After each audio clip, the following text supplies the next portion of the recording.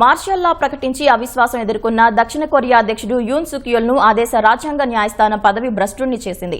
యూన్ సుక్ యోల్ పై జాతీయ అసెంబ్లీలో ప్రవేశపెట్టిన అవిశ్వాసన తీర్మానాన్ని 8 సభ్యుల రాజ్యాంగ ధర్మాసనం ఏకపక్షంగా సమర్థించింది. తక్షణం ఆదేశాలు అమల్లోకి వచ్చినట్లు తెలిపింది.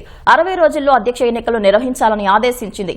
కన్సర్వేటివ్ పార్టీ నేత యూన్ సుక్ యోల్ బలవంతంగా పదవి నుంచి తొలగిన 2వ సౌత్ కొరియా అధ్యక్షుడిగా నిలిచారు.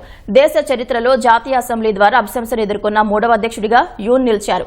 విపక్షాలు దేశ వ్యతిరేక కార్యకలాపాలకు పాల్పడుతున్నాయంటూ గతేడాది డిసెంబర్లో యోల్ ఎమర్జెన్సీ మార్షల్ లాను విధించారు. కొన్ని గంటల్లోనే విపక్షాలు జాతీయ అసెంబ్లీ ద్వారా మార్షల్ లా ఎత్తేసి అధ్యక్షుడిపై అభిశంసనను ప్రవేశపెట్టాయి. అనేకసార్లు యూన్ సుక్ యోల్ ను ఆ దేశ అత్యున్నత విచారణ అధికారులు అరెస్టు చేసేందుకు యత్నించగా ఆయన తన విశిష్ట అధికారాలతో అరెస్టులను అడ్డుకున్న ఉదంతాలు వెలుగు చూశాయి. ప్రజలు 2 పక్షాలుగా చీలిపోయి దేశంలో ఆందోళనలు పెల్లుబుకాయి. ఈ క్రమంలో 11 సార్లు విచారణ జరిపిన న్యాయస్థానం అభిశంసనను సమర్థించింది.